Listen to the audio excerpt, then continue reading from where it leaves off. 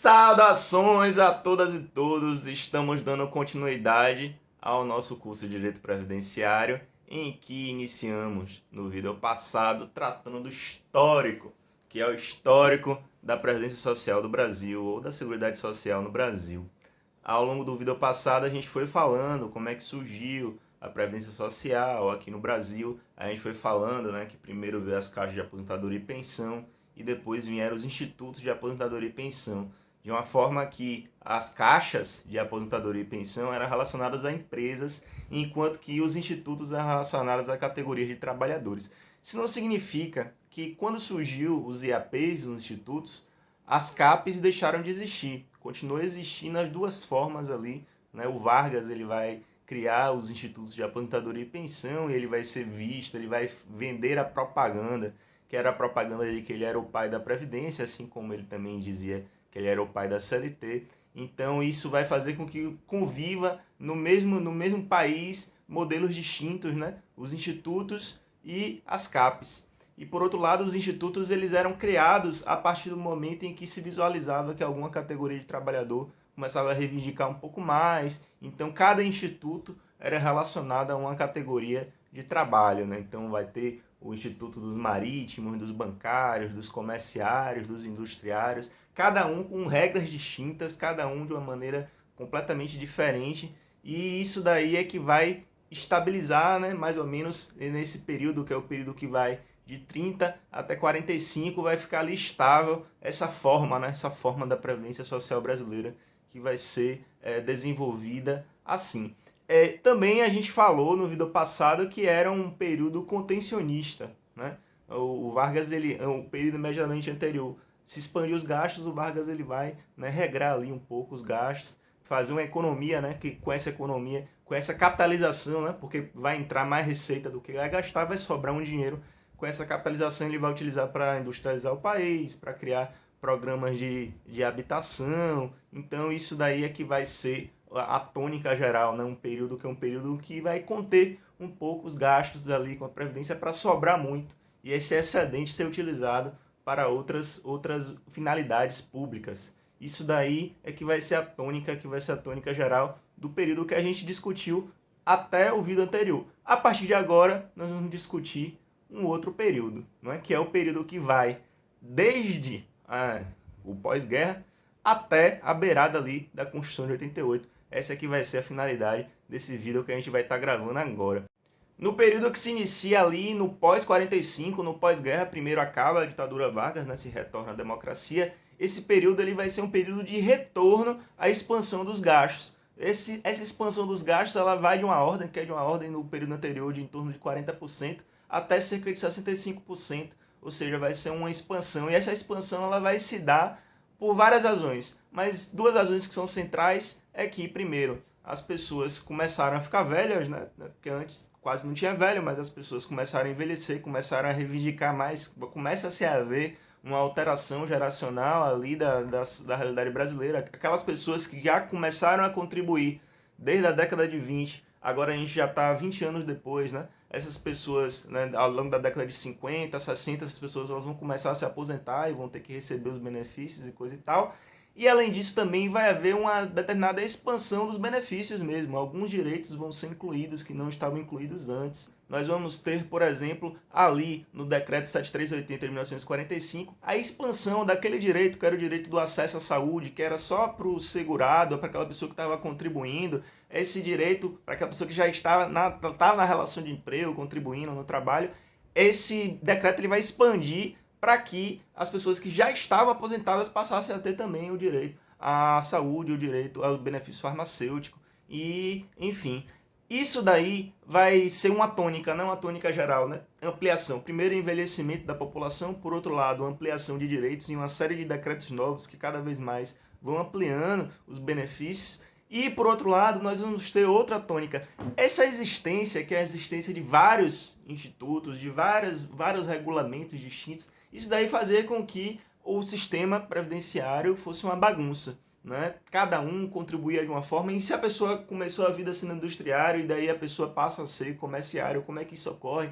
Então, vai ter que, vai ser necessário uma uniformização. Então, primeiro, era um sistema caótico, esse sistema caótico ele vai precisar ser uniformizado. Essa uniformização ela vai fazer com que se surja novos arcabouços ou tentativas de criação de novos arcabouços, não é? Que vão ser arcabouços previdenciários. Então, essa tônica, que é uma tônica de uniformização, ela vai ser constante e nós vamos enxergar aqui que ela vai ser resolvida de uma maneira autoritária. Então, por exemplo, em 7 de maio de 1945, se tentou substituir os Institutos de Aposentadoria e Pensão pelo ISSB, que seria um Instituto Brasileiro de Seguridade Social. Essa tentativa seria uma tentativa, né, de transformar aquilo tudo que era caótico em um organismo só, em uma autarquia só, que cuidaria, né, da Previdência Social, que cuidaria, no caso da saúde também. Isso daí não vai dar certo. Uma das grandes razões para que isso não dê certo é justamente porque aquele capital, que era aquele capital que estava ali sendo reproduzido dentro dos fundos de pensão, dentro dos institutos de aposentadoria e pensão e das caixas, ele era utilizado por muita gente. Então, não só os trabalhadores, eles tinham interesses porque eles queriam que seus direitos eles não fossem perdidos, eles queriam que, né, que seus direitos não fossem reduzidos. Então, havia choques, né, entre, por exemplo, os comerciários e os metalúrgicos. Não, a gente quer essa garantia ou essa aquela. E, por outro lado, também as classes dominantes também tinham interesses nesse capital. Como nós já vimos, esse dinheiro ele era utilizado. Havia um processo de capitalização, um processo de utilização desse dinheiro, que era o dinheiro das aposentadorias, para fins de criação de estatais, para fins de investimento, enfim. Então havia um interesse de todos os lados. Então resolver esse cálculo, que era o cálculo de vários interesses em conflito dentro da sociedade brasileira, era muito difícil. Isso daí vai fazer com que a proposta, que era a proposta de se criar o ISSB, ela não vai vingar, ela não vai acontecer aí em 1945. E aí o que vai acontecer vai ser 15 anos depois, o surgimento da LOPES, da Lei Orgânica da Previdência Social, que não vai criar um instituto unificado, mas ela vai unificar os requisitos. A LOPES é de 1960, 15 anos depois, e ela vai unificar para cima, ou seja, vai analisar todos os institutos, vai ver qual é o direito que é melhor e ela vai uniformizar para cima, qual é o requisito que é melhor, enfim. Então vai haver uma uniformização em 1960 com a Lei Orgânica da Previdência Social.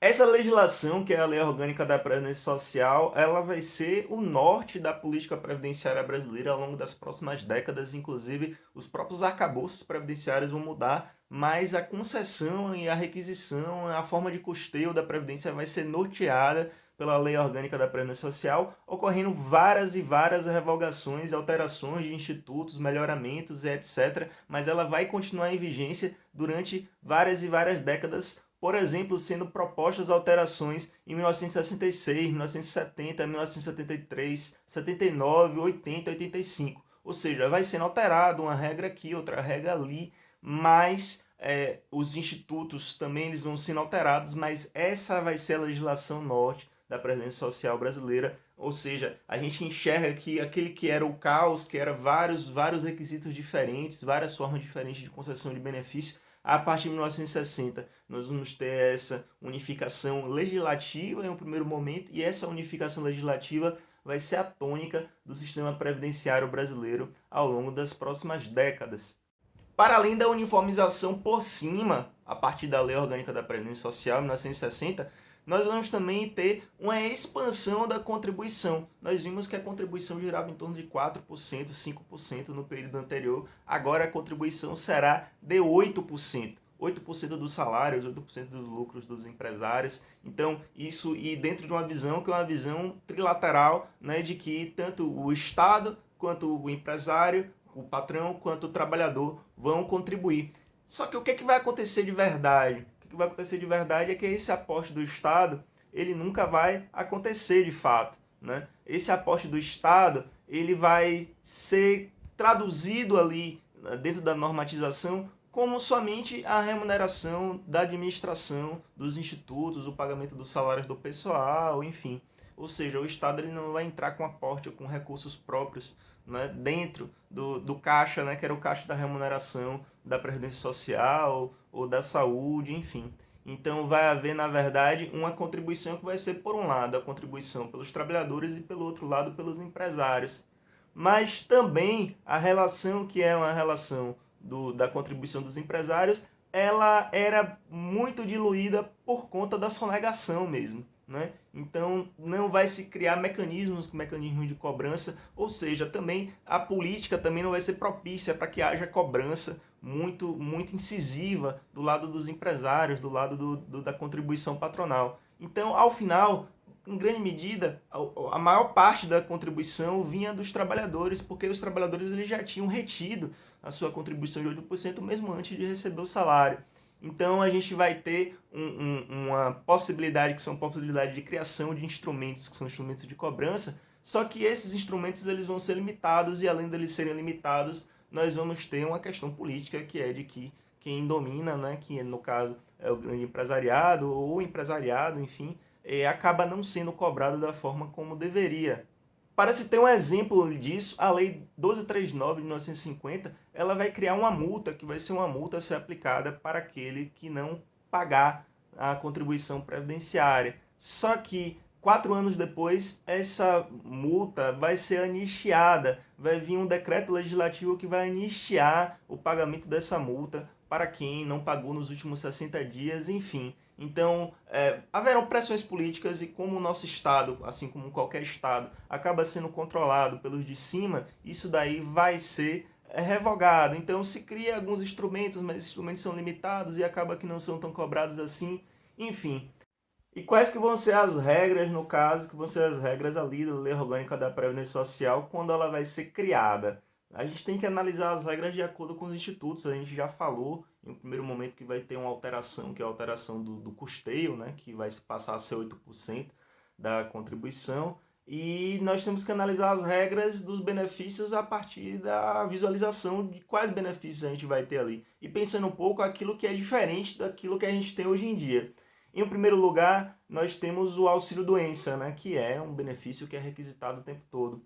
E naquela época, o auxílio-doença ele tinha uma carência de 12 meses, que continua sendo hoje, 12 meses de carência, só que a forma de cálculo da concessão era diferenciada. Nós tínhamos um auxílio-doença que ele era dado na ordem de 70% do salário, e se aumentava esse auxílio-doença, essa percentagem, na ordem de 1% a cada 12 meses até o máximo de 90%. Isso é que era a forma de concessão do auxílio-doença. Nós vamos ter também a aposentadoria por invalidez, e uma coisa que é muito diferente de hoje em dia é que se a pessoa recebesse auxílio-doença mais do que 24 meses, ela passava a ter direito à aposentadoria por invalidez. Hoje em dia não é dessa forma, apesar de que a gente visualiza que alguns regimes próprios da Previdência Social continuam utilizando essa regra de que a partir de um tempo a pessoa já passa a ter o direito à aposentadoria por invalidez. Hoje não. Hoje, para você ter a aposentadoria por invalidez, é necessário que um perito comprove que aquela sua doença ela é uma doença permanente, não é nada transitório. Além disso, nós vamos ter a aposentadoria, que é a aposentadoria por idade. Né? Algo que é diferente naquela época é que o tempo de carência ele era muito mais baixo do que aquilo que a gente está acostumado. O tempo de carência era de 60 meses, ou seja, 60 meses de contribuição, que dá 5 anos de contribuição, a pessoa já poderia se aposentar. No caso, a pessoa poderia se aposentar por idade, com 60 anos de idade se fosse mulher e 65 anos de idade se fosse homem. Ou seja, se uma mulher começasse a trabalhar aos 55 anos de idade, aos 60 já poderia se aposentar, né, tendo cumprido aí o período de carência de 5 anos e atingindo a idade que era a idade necessária. A respeito daquilo que era a aposentadoria por tempo de contribuição, que hoje deixou de existir, antes a gente não tinha uma aposentadoria por tempo de contribuição, mas sim uma aposentadoria por tempo de serviço, o que é algo muito diferente. Se você comprovou que você trabalhou naquela época, pouco importa se você contribuiu ou não, você passaria a ter esse direito. E ali a gente vai ter uma aposentadoria que vai ter uma gradação proporcional da seguinte maneira. 30 anos de serviço, a pessoa receberia 80% do seu salário de contribuição, e isso daí aumentaria 4% a cada ano, até o máximo de 100%, que seria com 35 anos de serviço. ou seja, a pessoa já com 30 já receberia, poderia se aposentar, mas para receber a integralidade, ela teria que trabalhar 35 anos, no caso. Além disso, nós vamos ter também algo que agora, com a reforma da Previdência de 2019, voltou, né, nós voltamos a esse período, que é a pensão por morte. A pensão por morte sendo calculada aí nessa época na ordem de 50% do salário de contribuição e aumentando-se 10% a cada dependente. Então, se morreu o marido ou morreu a mulher e ele contribuía com a Previdência ou ela contribuía com a Previdência Social e tinha 5 filhos, né, eles receberiam 100% do salário de contribuição. Se morreu e era só a mulher sozinha, receberia metade. Por fim, aquilo que é bem diferente, porque são benefícios que não existem mais, nós vamos ter o auxílio funeral, né, auxílio funerário, né, no caso, que vai ser de 2 salários mínimos, né, então se a pessoa morreu e contribuiu para o INSS, ia receber 2 salários mínimos para ajudar a enterrar a pessoa. Até nós falamos um pouco sobre o auxílio funerário no vídeo anterior. E além disso, nós tínhamos algo chamado pecúlio. O pecúlio era um dinheiro que a viúva recebia quando o falecido, a viúva ou o viúvo, né? Mas nós estamos falando de uma época em que quem contribuía, quem tinha um trabalho fora, empregado, era na grande maioria o homem. Nós vamos ver que a viúva ou o viúvo, ele receberia o dobro daquilo que tinha contribuído o seu cônjuge falecido, se ele não atingiu o período de carência. Do que a gente está falando? A gente está falando do seguinte: a partir de 12 meses de contribuição, a pessoa recebe o direito de ganhar a pensão por morte, tudo bem? Se essa pessoa morreu antes, ela contribuiu, ela pegou e contribuiu com a Previdência, tirou o dinheiro do bolso e colocou lá no fundo de pensão. O pecúlio era o recebimento de um dinheiro em dobro daquilo que tinha sido contribuído ao longo do tempo, se a pessoa não cumpriu com o período de carência. Então, por exemplo, contribuiu 10 meses, aí em 10 meses contribuiu R$1.000. A pessoa, ao haver o falecimento, o viúvo ou a viúva vão receber R$2.000, no caso do nosso exemplo. Isso daí vai ser, gente, em grande medida, as regras que são as regras da Previdência Social ali com o surgimento da Lei Orgânica, da LOPS, Lei Orgânica da Previdência Social. Nós vamos ter 2 aspectos que precisam ser analisados. Um aspecto é que com o início da década de 50 vai haver uma crescente urbanização, cada vez mais vai haver uma urbanização do país, e como vai haver cada vez mais uma urbanização, vai haver cada vez mais segurados do regime previdenciário, ampliando os gastos e tudo isso que a gente já está vendo aqui. E por outro lado, né, o outro aspecto que a gente já falou, mas é bom a gente voltar a analisar ele, é de que naquele momento, que é considerado um dos governos populistas, né, com o retorno da democracia, havia em torno dessa questão previdenciária enormes conflitos. Cada categoria queria, né, que se aumentasse os seus benefícios, e o empresariado ele também queria esse fundo, que era esse fundo capitalista, né, esse fundo de capital para ser utilizado para investimentos, enfim. E isso tudo vai gerar uma certa crise em torno dessa questão previdenciária. E a LOPS ela é de verdade uma tentativa de superação dessa crise, né? Fazer uma concessão e uma unificação para que essa crise ela seja resolvida.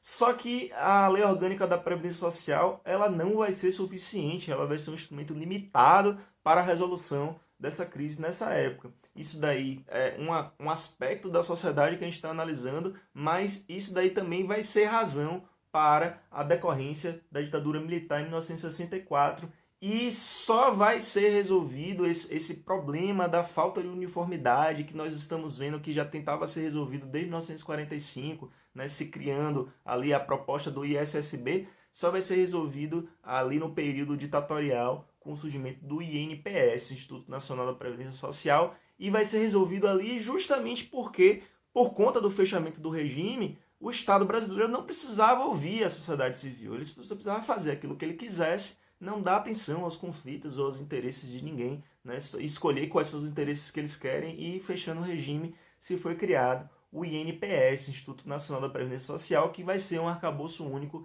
que é o antecessor daquilo que a gente tem hoje, que é o INSS. O INPS ele vai ser criado em 1966 e já em 1967 vai ser criado o FGTS, e é importante a gente analisar o FGTS aqui, porque, em primeiro lugar, a gente até falou isso no vídeo passado, havia ali a estabilidade de emprego decenal. A estabilidade de emprego, a partir de 10 anos você passava a ter uma estabilidade de emprego. Com o FGTS vai se acabar com a estabilidade de emprego. Por outro lado, uma das grandes questões dos fundos de pensão na época era justamente a utilização dos fundos de pensão como um instrumento de Estado, como instrumento de Estado para investimentos, criação de estatais, né, criação de... Então, por exemplo, eu sou aqui da Bahia, aqui em Salvador existe um bairro chamado IAPI, Instituto de Aposentadoria e Pensão dos Industriários, né? Então, bairros que foram sendo criados com a verba, que era a verba dos fundos de pensão, dos fundos previdenciários, e o FGTS ele vai deslocar, né? Porque o FGTS vai substituir os fundos de pensão para essa funcionalidade de ser um fundo de capitalização utilizado pelo Estado para investimentos e tal. Primeiro o FGTS, depois outros fundos como o PIS, o PASEP, também vão ser criados. O Estado ele vai utilizar esses outros fundos como os fundos de capitalização. Isso daí vai resolver um problema, que era o problema da enorme disputa em torno dos fundos de pensão, os fundos previdenciários. Então, essa vai ser a resolução, que vai ser uma resolução desenvolvida ali pelo regime militar. Ele vai criar outros fundos de pensão, depois ele fecha e vai criar o INPS, ou seja, o gasto vai entrar, a receita vai sair e vai servir única e exclusivamente para remunerar ali a Previdência Social. Isso daí também vai ser inserido em uma atmosfera que é uma atmosfera de ampliação, assim como a gente tinha ampliação de direitos antes e tal, também ao longo do regime militar vai haver uma ampliação de direitos previdenciários com a inclusão de categorias que ainda não haviam sido incluídas, né, enquanto detentoras de direito previdenciário. Dessa forma, por exemplo, em 1971 a gente vai ter a criação do Fundo Rural, que vai ser utilizado para a previdência dos trabalhadores rurais. E em 1972 a gente vai ter a inclusão das empregadas domésticas enquanto detentoras de direitos previdenciários. Em 1973 nós vamos ter os trabalhadores autônomos. Dessa forma, né, nesse período que vai de 66 até 73, se incluiu praticamente todas as formas de trabalho, faltando aí somente o que falta até hoje, o trabalho informal, por motivos óbvios, né? É bom a gente analisar também, ao longo desse período, que já é o período da ditadura militar, o que aconteceu com a prestação de saúde por parte do Estado. Houve uma diminuição, assim como a gente já vinha desde o começo, desde as origens, uma certa tendência em diminuir os gastos com saúde. Houve uma redução constante do gasto com a saúde através do Estado. E houve também um investimento, que foi um investimento do Estado brasileiro, que fez com que se surgisse um certo complexo médico industrial e o surgimento de hospitais, né, de maneira industrial. Ou seja, antes a gente tinha uma medicina que era uma medicina liberal, o médico no seu consultório, e não havia tantos hospitais privados assim, e é justamente nessa época que vai se surgir um complexo médico industrial no Brasil, privado, né, de uma forma que o Estado ele vai se utilizar do dinheiro público para destinar dinheiro para a iniciativa privada através de três maneiras. A primeira maneira é justamente através de financiamento mesmo, financiamento a juros subsidiado, a juros camarada, através da Caixa Econômica Federal. Então, se você pega aqui, havia uma conta da Caixa através de um fundo que era destinado para saúde, educação, enfim, e que cerca de 80% desse fundo, da parte destinada à saúde, foi justamente para empréstimo para empresários, para criarem hospitais, enfim. Essa é a primeira forma, né, de financiamento, de estímulo do Estado. A segunda forma foi a contratação direta, contratos diretos do Estado com a iniciativa privada, inclusive o gasto maior com saúde ele era um gasto que era destinado a esse tipo de contratação, ao invés da criação de um circuito próprio, de hospitais próprios para o sistema público, havia-se o gasto direto do Estado com a iniciativa privada, e isso, no período, era um grande estímulo de verdade à corrupção, assim, porque se o Estado remunerava os serviços credenciados de saúde, Então, o dono do hospital simplesmente credenciava que ele tinha feito várias cirurgias, ou ele credenciava que era de um valor X, ele realizava um superfaturamento, porque o Estado bancava, o Estado ia lá e pagava aquilo dali. Isso, inclusive, fazia com que, por exemplo, o empresário, o dono do hospital, ele estimulasse que fossem feitos procedimentos mais caros do que o que fosse necessário para a cura do paciente, para que ele fosse remunerado. Então, isso foi uma razão grande de corrupção ao se você analisar as tabelas, né? Houve grande parte de superfaturamento através da viabilização desses contratos. Por último, a criação daquilo que é a medicina empresarial, ou medicina de grupo, né? O Estado ele passava a subsidiar empresas que tivessem dentro do seu núcleo empresarial um setor de medicina. Então a empresa criava um setor de medicina, pagava menos impostos e ali aquele setor de medicina daquela grande empresa, normalmente uma grande empresa, ele servia para a cura dos seus trabalhadores. Isso daí servia às grandes empresas porque, de uma certa forma, era uma maneira de controlar o seu empregado, né? Se o seu empregado, o empregado ele não poderia, por exemplo, mentir que ele estava doente, ele teria que ser atendido no departamento médico da firma. E isso também serviria para que, ao haver a contratação dos empregados, o departamento médico escolhesse aqueles empregados que não têm tantos problemas de saúde assim, que não têm um itinerário médico, né, de vários e vários problemas de saúde, um empregado mais saudável para poder trabalhar de uma maneira mais eficaz para a empresa. Após 1974, com a crise do petróleo, vai haver uma mudança da política do regime militar com o surgimento do segundo Plano Nacional de Desenvolvimento, que vai ser uma política mais voltada para o social. Isso dali já é uma sinalização do fim do regime. O regime ele passa a ampliar, né? Ele passa a reduzir o seu autoritarismo, a sua restrição às liberdades, enfim, e vai haver uma alteração da política através do PND. Essa alteração da política é o que vai dar abertura, por exemplo, a certas discussões que lá na frente vão fazer surgir o Sistema Único de Saúde, por exemplo. Isso é bastante compreensível do ponto de vista do regime militar, porque de 1968 até 1974 havia muito crescimento econômico, essa coisa do milagre econômico, e a partir de 74, com a crise do petróleo, a gente vai ter um país em crise, uma expansão, que é a expansão crescente da miséria, e uma necessidade de preocupação maior com questões sociais, com questões relacionadas a direitos sociais por parte do regime, para que justamente ele não fosse derrubado. Se você parar para analisar, por exemplo, a gente vai voltar a ter grandes mobilizações no país a partir de 78, com as greves gerais do ABC, né? 78, 79 e 80, grandes greves, e o retorno da mobilização de massa, o retorno de grandes mobilizações no país, ainda dentro da ditadura militar. Isso dá um enquadramento do período, que é um enquadramento importante para a gente compreender, ao final, a estruturação que o regime militar vai deixar antes da Constituição de 88. Qual é, então, essa estruturação que vai ser deixada pelo regime militar a partir desse momento de crise, enfim? Vai ser deixada o SIMPAS, né, que é um Sistema Nacional de Previdência Social, que vai ser integrado por vários arcabouços distintos, né? O primeiro arcabouço é o INPS, o Instituto Nacional de Previdência Social, que vai ser o arcabouço que vai conceder os benefícios previdenciários para as pessoas, para os segurados, enfim. O outro arcabouço é o IAPAS, que é um Instituto de Administração da Previdência. Ou seja, é um instituto que vai cuidar do dinheiro, vai cuidar da administração, vai cuidar da receita. Um arcabouço para cuidar dos benefícios, outro arcabouço para cuidar da receita. Além disso, nós vamos ter o INAMPS, o surgimento do INAMPS, que é um instituto que vai servir para cuidar da saúde. Além disso, por fim, nós vamos ter institutos que vão servir especificamente para a assistência social, como, por exemplo, a LBA, que é a Legião Brasileira de Assistência, e a FUNABEM, que é a Fundação do Menor.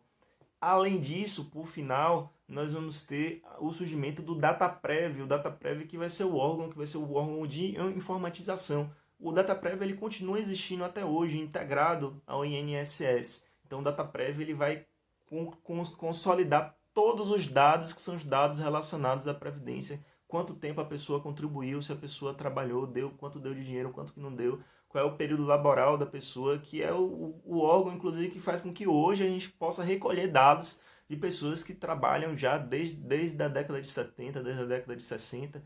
Então, isso daí está guardado junto ao governo através do DataPrev. Então, pessoal, essa foi a segunda parte da nossa aula, que é a aula sobre o desenvolvimento histórico da Previdência Social. Nós estamos utilizando como base bibliográfica dessa aula, dessa exposição, a obra da Sônia Fleury, que se chama Imprevidência Social. Eu vou deixar na descrição do vídeo o link, se você quiser acessar o texto e você quiser ler. Ao longo da aula nós falamos de percentagens, nós falamos de tabelas, de números, e essa obra ela concentra de uma forma bastante minuciosa todos esses números para vocês poderem buscar. E nós vamos deixar, né, que para a semana que vem a gente vai concluir esse processo dessa análise do desenvolvimento histórico da Previdência Social. Peço a você que curta e compartilhe o vídeo, coloque esse vídeo aí no mundo para todo mundo saber mais ou menos como é que é esse desenvolvimento histórico da Previdência Social brasileira. Deixo aqui para vocês o meu forte abraço e é isso.